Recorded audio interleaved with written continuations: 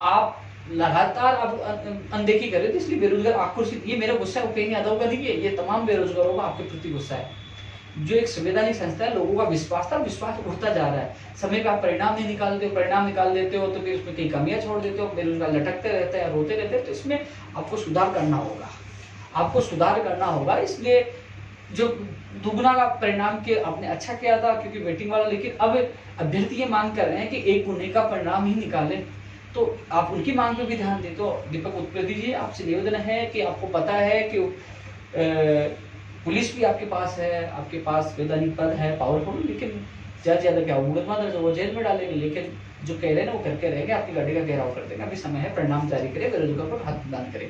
और मेरा पुराना रिकॉर्ड उठा के देख लीजिए, हमने चेतावनी दी तो पूरी भी की है। लोगों में आक्रोश है, गाड़ी का घेराव, आपका घेराव बड़ा कोई घटना हो जाए, इससे क्योंकि उस आक्रोश का सामना आपको करना पड़ेगा। इसलिए आपसे निवेदन है कि परिणाम और कैलेंडर जल्द से जल्द जारी करें।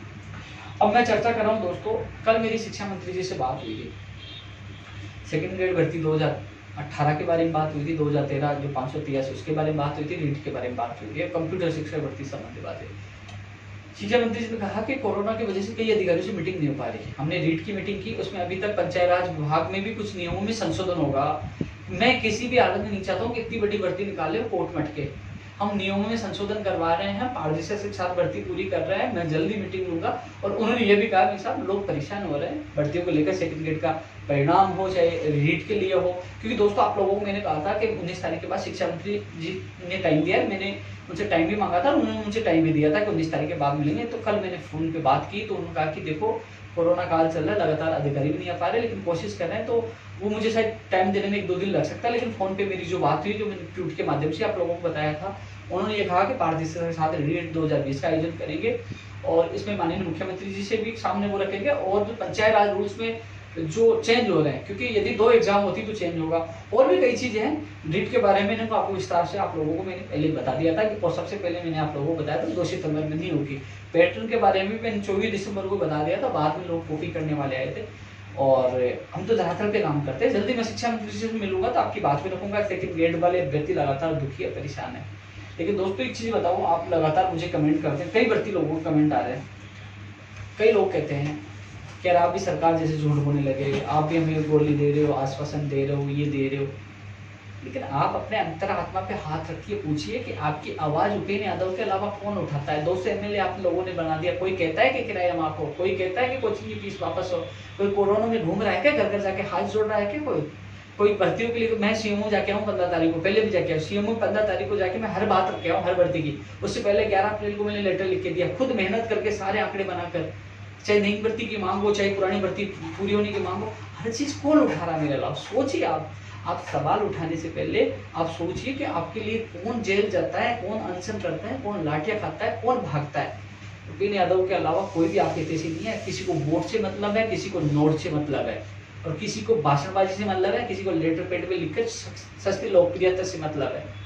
लेकिन जब लटकाने की बारी आती है तो आपका भाई लटकाता है, जब अनशन करने की बारी आती है तो आपका भाई अनशन करता है, जेल जाने की बारी आती है तो भाई अनशन जेल जाता है, कभी पीछे नहीं हटा। और एक बार फिर हम रणनीति बना रहे हैं, क्योंकि माननीय मुख्यमंत्री जी से टाइम लिया, क्योंकि 15 जब मार्च को मैं मिला था, खुद मुख्यमंत्री जी ने मुझे पकड़ के साइड में ले जाकर यही कहा था कि आप अकेले आना, कुछ इसमें भर्तियों को लेकर अच्छा रास्ता निकालेंगे। तो मुख्यमंत्री जी ने मुझे खुद को कहा संवेदनशील से पहले 3 मार्च को मैं मिला था, तो उसके बाद कोरोना आ गया और फिर एक चुनाव आ गया, तो मुख्यमंत्री जी बिजी थे, वो पूरे प्रदेश का नेतृत्व कर रहे हैं। मुझे समय मिलेगा तो मैं मिलूंगा, मजबूती से आपकी बात रखूंगा। और रही बात, कुछ लोग क्या चाहते हो, बोले कि एक कमेंट दे रहा था कि आप ट्वीट करते रहोगे क्या। भैया ट्वीट एक माध्यम है, ट्वीट के माध्यम से सीएमओ को, मुख्यमंत्री जी को, मंत्री को टैग कर देते, उन तक बात चली जाती है। मेरा ट्विटर को भी चेक किया जाता है सीएमओ के द्वारा, हर चीज अब वहाँ कि हम क्या करने वाले, क्या वो हर चीज उनके पास अपडेट रहती है। तो ट्विटर के माध्यम से, सोशल मीडिया के माध्यम से, मीडिया के माध्यम से लगातार आप लोगों की आवाज उठा रहा हूँ। अभी कोरोना चल रहा है, धरना प्रदर्शन कर नहीं सकते, 5 से ज्यादा हो गए तो किसी को गिरफ्तार करेंगे, तो वो चीज कर नहीं सकते। इसलिए फिर भी आपने देखोगा ट्विटर के माध्यम से लगातार आपकी भर्तियों की मांग उठाई, चाहे पुरानी हो, चाहे लंबित हो, चाहे नहीं हो, सबकी मैंने मांग उठाई है। परिणाम जारी करने की मांग हमेशा, जहां जब बेरोजगार गलत हो। अब जैसे मान लीजिए किराया माफ अभियान चला, अचानक आया तो लोग भर्तियों की बात कर रहे हैं। मैं भर्तियों की बात कर रहा हूँ, लेकिन किराया माफ भी हो रहा है तो अपने ही साथी हैं, अपने ही भाई हैं। कई लोग मुझे लगातार कॉल और मैसेज करते हैं, मैं उनसे समझ चाहता हूँ कि मैं अकेला सब जगह नहीं पूछ पाता, क्योंकि कई लोग बड़ी आशा के साथ मुझे फ़ोन करते हैं कि उपेंद्र जी आप माली नगर आइए, आप आदर्श नगर आइए, आप टोंक फाटक आइए। मैं जहाँ आप गुजर खड़िया, जहाँ मुझे मौका मिलता है मैं चला जाता हूँ, कोशिश करता हूँ, लेकिन हर जगह नहीं पूछ पाता।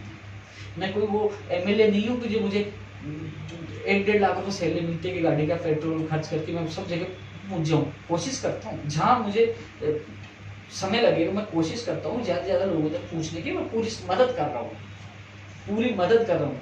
यदि कई लोगों को लगता है कि मान लीजिए मैं सापुरा का रहने वाला हूँ तो मुझे एमएलए बनना है, तो वहाँ जाके मैं वो करूँ। आप सबके लिए, पूरे प्रदेश के तमाम बेरोजगारों के लिए कर रहा हूँ कि मैं एक किसान का बेटा हूँ और किसान परिवार से निकल रहा हूँ। मैं दर्द जानता हूँ, पटवारी, पुलिस, ये जो कांस्टेबल, जो इसके अलावा जो एलडीसी, ये कौन बनता है? एक गरीब परिवार, एक सामान्य परिवार से निकल के आते वो व्यक्ति ही नौकरी की तैयारी करते। कोई राजनेता का, कोई नेता का, कोई राजा महाराजा का, कोई मंत्री का, कोई एमएलए का बेटा कभी नौकरी के लिए तैयारी करते हुए देखा क्या? उनका आवश्यकता नहीं। आवश्यकता तो हम जैसे सामान्य व्यक्तियों को है। तो फिर भी मैं हर व्यक्ति के साथ जाता हूँ। मैं अभी मेरे दोस्त के ऑफिस में से लाइव कर रहा था, ज़्यादा तेज बोल भी नहीं पाऊँ, लोग सोचते हैं कि आज आवाज़ कैसी धीमी है। आवाज़ धीमी है, लेकिन जज्बा और जो मेरी भावनाएं हैं, मेरे जो अंदर जोश है, वो कभी कम नहीं होगा। कि कई लोग देख रहे हैं कि पहले उग्र थे, बहुत तेज तर्रार थे, अब ठंडे के ठंडा नहीं हो। समय आने के बाद पता लग जाएगा। कुछ परिस्थितियाँ होती है कि पीछे हटना भी पड़ता है, समय आने पर आगे बढ़ना पड़ता है। लेकिन फिलहाल माननीय मुख्यमंत्री जी से मुलाकात होगी, शिक्षा मंत्री जी से मुलाकात होगी। सेकंड ग्रेड भर्ती 2018 के भर्ती की समस्या समझता हूँ मैं, मेरे से जितनी मदद होगी मैं करूँगा। आप अनशन में बैठे तो लगातार अजमेर में आपके साथ पास जाता रहा और आपकी मांग उठाता रहा। एलडीसी भर्ती 2018 में भी कई जो बीमा विभाग वाले भी, कई विभाग वालों की जो संस्कृत एजुकेशन है कई जगह अटकी पड़ी है, उसकी मैंने शिकायत की है। सोमवार को फिर मैं कोशिश करूंगा कि आपकी मजबूती से बात रखूँ। कई विभागों की समस्याओं का हल होगा, धीरे धीरे वो हर विभाग की समस्याओं का हल कर रहे हैं। कंप्यूटर शिक्षक भर्ती की मैं लगातार बात रखा, लेकिन लोगों को कॉल मैसेज आते हैं। तो दोस्तों बात ऐसी है कि जो आजकल लागू का उद्देश्य ये था, एक तो क्योंकि मान लो कोचिंग फीस कम होगी, किसको होगी? आप लोगों की होगी। क्योंकि यार कई ऐसे गरीब बेरोजगार हैं जो किसान के बेटे हैं, एक गरीब परिवार से आते हैं। उस समय तो घर वालों ने कहा कि बेटा जा, मैं कर्जा लेके देता हूँ, तैयारी कर, तो कैसी नौकरी लग जाए। आज आर्थिक स्थिति कमजोर होती, दोबारा कर्जा कहाँ से लेके आएंगे? पहले वाला कर्जा नहीं चुका पाए तो कहाँ से वो कोचिंग करा पाएंगे? तो उनकी फीस वापस होनी चाहिए, फीस वापस होनी चाहिए। ऑनलाइन करने वाला ऑनलाइन करे कि वो संतुष्ट है कि ऑनलाइन के माध्यम से हम लोग खुश है उनको ऊपर। लेकिन कोचिंग वालों ने अरबों करोड़ रुपए आप लोगों से कमाए, उनका फर्ज है पैसे वापस देंगे। ये मुहिम हमने चलाई है, पहले किराया माफी वाली चलाई, वो लगातार चल रही है। लंबित भर्ती को लेकर मैं लगातार, आपको पता है, मीडिया, सोशल मीडिया के माध्यम से मैं पूरी कोशिश कर रहा हूँ। और रही बात मेरे कुछ जो बहनें हैं, एनएम भर्ती 2013 और जीएनएम के मेरे भाई है, वो भी लगातार कॉल मैसेज कर रहे हैं। उन बहनों को विश्वास दिलाना चाहूंगा, जिस दिन मेरी माननीय मुख्यमंत्री से मुलाकात होगी, प्राथमिकता के साथ आपकी बात रखूंगा कि आप 7 साल से संघर्ष कर रहे हो। कितनी बार मंत्री ने आश्वासन दिया, कमेटी बनी, मुझे आपके हर आंसू का पता है। मैं भी 12 बजे तक आप लोगों को देखा था जब आप सड़क हो गए थे। मेरे से ज्यादा आपकी जो 7 साल में दुर्दशा है वो कोई नहीं जान पाएगा। तो इसलिए बहनों, मैं आपको विश्वास दिलाता हूँ, मैं मजबूती से आपकी बात रखूंगा। और उसके बाद हम, यदि मान लीजिए नेगेटिव कुछ आता है तो बैठ के मैं आपके साथ जितना साथ होगा मैं दूंगा। मैं आप लोगों को विश्वास दिलाता हूँ थोड़ा सा, क्योंकि हम धरना प्रदर्शन इसलिए करते हैं कि मुख्यमंत्री से वार्ता हो, हमारे सरकार से वार्ता, हमारा काम हो। तो प्यार से माननीय मुख्यमंत्री जी संवेदनशील सुन रहे हैं, बुला रहे हैं, तो उनसे मिलकर आपकी बात मजबूती से रखूंगा। एलडीसी भर्ती 2018 जो 10,029 पद है, उनके लगातार कॉल आ रहे हैं। अर्केश मीणा जी जो है वो उनके साथ ही कई कॉल कर रहे हैं, तो उनको मैंने फ़ोन करके सारी चीज़ें बता दी है। मैं भूला नहीं हूँ, 10,029 पद मुझे याद है। 2013 5 मार्च को जो आदेश हुए तो मुझे सब पता, लेकिन मैं समय आने पर हर व्यक्ति की बात रखूंगा, क्योंकि लोगों की आशा है तो मैं हर व्यक्ति की आशाओं पर खरा उतरने की कोशिश करूँगा। दोस्तों 4-5 भर्तियां हैं जो फायर की, ड्राइवर की भर्ती 2015 193 पदों पर, उनको मैंने कह दिया था जुलाई में शुरू है, 7 जुलाई को। तो 1 जुलाई से उनके साथ मैं अधिकारियों से मिलकर उसको सुनवाई कराने की पूरी कोशिश करूँगा उनके साथ। वो तो 1 जुलाई के इंतजार करें। इसके अलावा जो 4 भर्तियाँ हैं, सुपरवाइजर, कृषि प्रेक्षक, जो एग्रीकल्चर सुपरवाइजर, महिला जो आंगनबाड़ी वो महिला सुपरवाइजर है, इसके अलावा आरएस भर्ती है। ये 3 भर्तियाँ हैं। तो महिला अधिकारिता वाली जो है उसमें तो स्टेट नहीं, लेकिन इसके लपेटे में उसको भी ले रखा है। 4 भर्ती हो गई। अब एक चीज बताओ, इससे ज्यादा क्या प्रयास कर सकते हैं? मुझे एक चीज बताओ।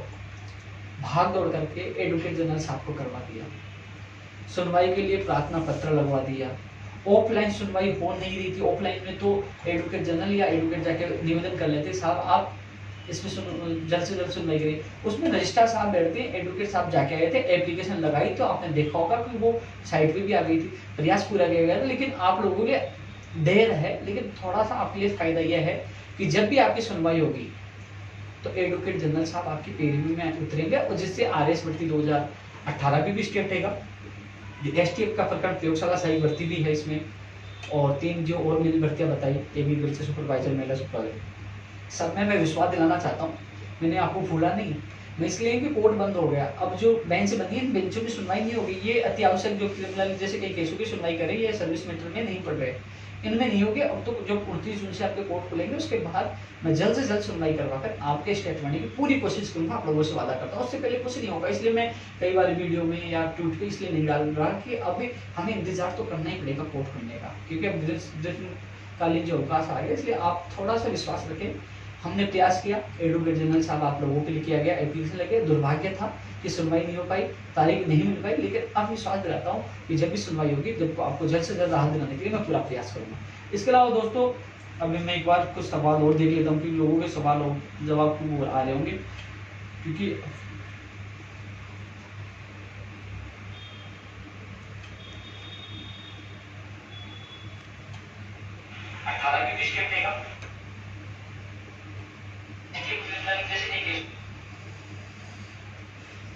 कमेंट देखने के लिए मैंने राजस्थान पुलिस के एग्जाम भैया जुलाई के लिए कह रहे हैं। अब जुलाई अगस्त कोरोना समाप्त होगा, उसके ऊपर है, यदि कोरोना से हमें राहत मिल जाती तो जुलाई में होगी, नहीं तो आगे अगस्त सितंबर में जा सकती है आपके। जूनियर अकाउंटेंट 2013-17 से क्या भाई, एक बार कोरोना थोड़ा सा हल्का जाए, अब न तो धरना प्रदर्शन कर सकते हैं न कुछ करें, आपके प्रतिनिधि मंडल के साथ मैं जाऊंगा, पहले भी मैंने कहा था।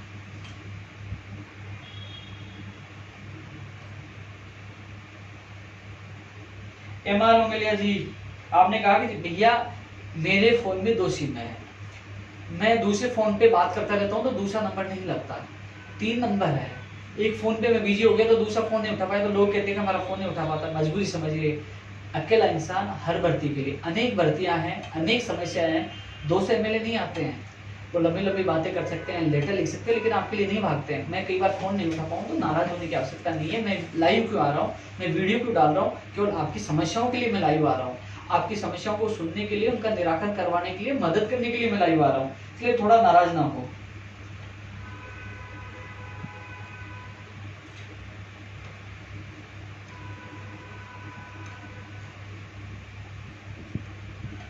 सूचना साइट 2013 वाले मैंने बता दिया। लाइब्रेरियन की एग्जाम कब होगी, सितंबर अक्टूबर में हो सकती है, रामदेव गोदारा जी। रीड पैटर्न के लिए जो मैंने बताया था 2 भी हो सकती है, दोनों पे विचार हो रहा है, जो अच्छा होगा आपके हित में होगा वही होगा। सोहन लाल जी, वरिष्ठ अध्यापक भर्ती 2018 नियुक्ति, बिल्कुल मैं पूरा प्रयास कर रहा हूँ, लगातार मेरे पास राजेश बदाला जी के कॉल आ रहे हैं, अमित शर्मा जी के, मैं लगातार पूरा प्रयास कर रहा हूँ, और जैसे होगी मैं अपडेट आपको दे दूंगा। मनमोहन सिंह जी 2015 अग्निशमन 193 पद, मुझे पता है, मैंने जुलाई के लिए कहा है। धन्यवाद दिनेश भाई। रीट मीटिंग अरुणा जी, रीट के लिए कल ही शिक्षा मंत्री जी से बात हुई थी, जो भी अपडेट होगी मैं दे दूंगा। पहले भी आप लोगों को बताया था, हमारा संघर्ष कामयाब हो रहा है, हम कोशिश कर रहे हैं कि पद भी बढ़े, वेटेज भी खत्म हो, सामान्य ज्ञान भी ज्यादा है, कॉमर्स वालों को लिया जाए, विशेष शिक्षकों को पता है, वो पूरी कोशिश करें और सब में हमें राहत मिलेगी। बीएड वाले फर्स्ट लेवल में अलाउ है क्या, कल शिक्षा मंत्री जी यही कह रहे हैं कि जो एनसीटी में बदलाव हुआ है उसमें राय ली जा रही है कि किस प्रकार क्या करना है, तो बीएड वाले भी मामले भी कल शिक्षा मंत्री जी से चर्चा हुई थी। तो दोस्तों इस मामले में अभी नियमों के अनुसार ही होगा, अब एनसीटी के नियम क्या कहते हैं। नितेश यादव जी, आप प्रार्थना करो, हाथ जोड़िए, मुझे आवश्यकता हो तो मुझे बात करा दीजिए, मैं भी निवेदन करूंगा, केवल गांधीगिरी से ही हम किराया माफ करवा सकते हैं। फर्स्ट ग्रेड के रिजल्ट के लिए लगातार हमने चेतावनी दी है, आने वाले वीक के लिए मुझे तो इस महीने का आश्वासन दिया था, लेकिन जो सोशल मीडिया पे चल रहा है कि सोमवार से रिजल्ट आना शुरू हो सकता है, लेकिन जब तक रिजल्ट जारी नहीं हो जाए आप ये न सोचिए कि रिजल्ट आ गए, हमें प्रयास करना होगा, संघर्ष करना होगा। लगातार हम सोशल मीडिया से, मीडिया के माध्यम से प्रेशर बनाने की कोशिश कर रहे हैं। मैं लगातार लेटर लिख रहा हूँ, 15 तारीख को सीओ में जाकर फर्स्ट ग्रेड की भी मैंने बात रखी थी, आरपीएससी की अलग बात रखी थी, अध्ययन बोर्ड की अलग, तमाम मैंने जो चीजें मुझे याद थी मैं लेके गया था, मैंने उनके सामने रखी थी और उन्होंने नोट किया था कि वो आरपीएससी के अधिकारी से बात करेंगे। लैब असिस्टेंट का मामला वही है, पटवारी कब होगी भैया? पटवारी सितंबर अक्टूबर फार्मासिस्ट और पुस्तकालय अध्यक्ष होगी, तो ये देख लीजिए नवंबर दिसंबर या जनवरी फरवरी आगे जाएगी पटवारी।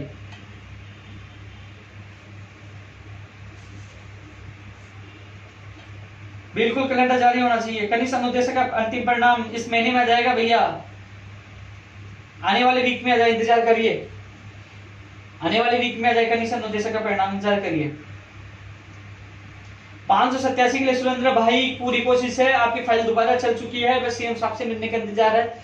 मुझे आपकी पीड़ा पता है, मजबूती से मैं आपकी बात रखूंगा।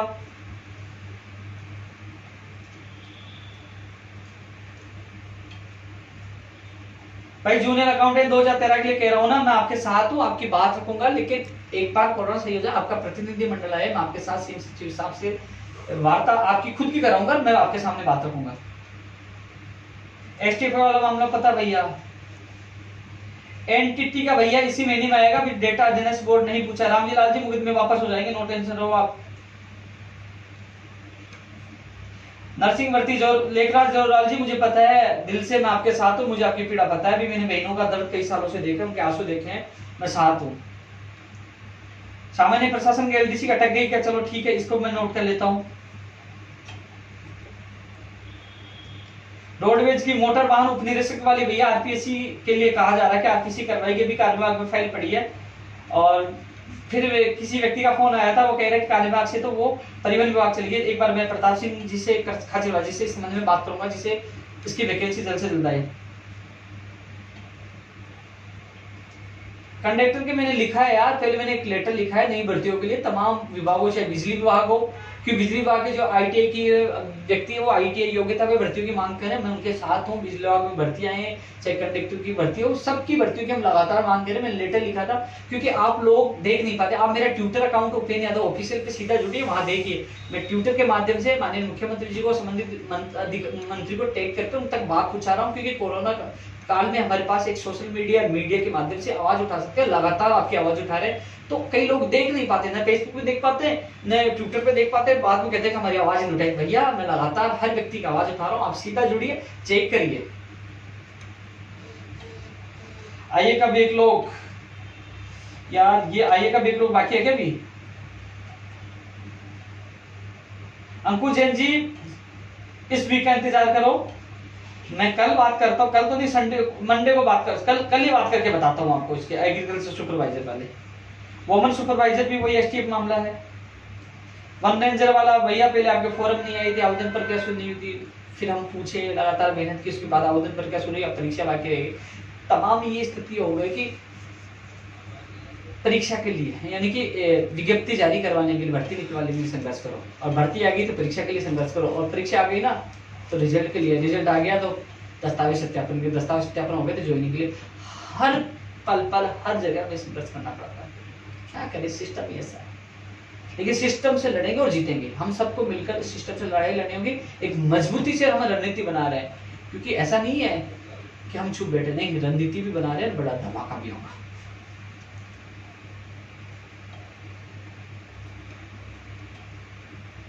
कौन सा कोचिंग सेंटर खोलने की बात कर रहे हो?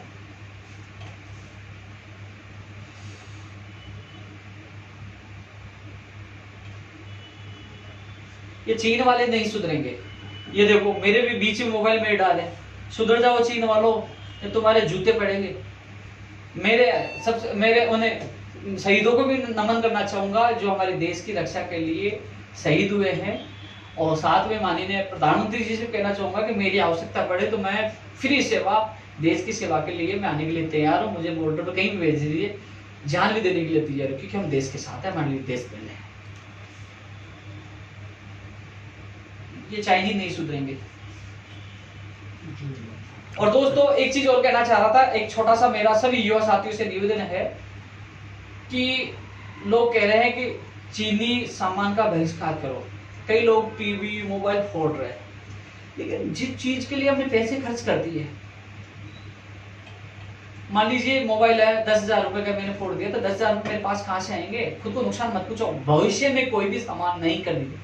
शपथ लो आप सब कि हम शपथ लेते हैं आज कि न तो मैं खरीदूंगा, न मेरा परिवार के सदस्य कोई सामान खरीदेंगे, कोई भी चीज सामान नहीं लेके, वो आगे के लिए शपथ लो। खुद को नुकसान मत पहुंचाओ। आप पैसे जो आपने खर्च कर दिए वो चीन तक पहुंच चुके, तो खुद को नुकसान मत दो, लेकिन भविष्य की शपथ खाओ कि आज हम शपथ खाते, तब हम सबको मिलकर ये अभियान को मजबूती से चलाना होगा, जिससे चीन की कमर हम तोड़ सके। रीड 2020 का मुझे पता है भैया जुलाई में सुनवाई होगी। मैंने कैलाश जी और अरमान जी को मैंने फोन किया था, कैलाश जी से आज फिर बात करूंगा। एक बार वो फैसले कॉपी आ जाए 2018 लेवल 2 को, मैं नहीं भूला हूँ। और एक प्रयोगशाला सहायक भर्ती 1534 पदों पर जो इसकी है चिकित्सा विभाग की, उसमें वो लोग कोरोना में कभी बूट पालिश कर रहे, कभी भीख मांग रहे। रघु शर्मा जी, आप चिकित्सा मंत्री जी, इनकी इज्जत करिए। कोरोना योद्धा हैं, ये सेवा दे रहे हैं, पीपी किट पहन के 4-4 घंटे तक, तो उनकी समस्याओं को समझे, इनको ज्वाइनिंग दे 1534 पदों पर। ऊर्जा विभाग की भैया आपकी मैं बिल्कुल बात रखूंगा।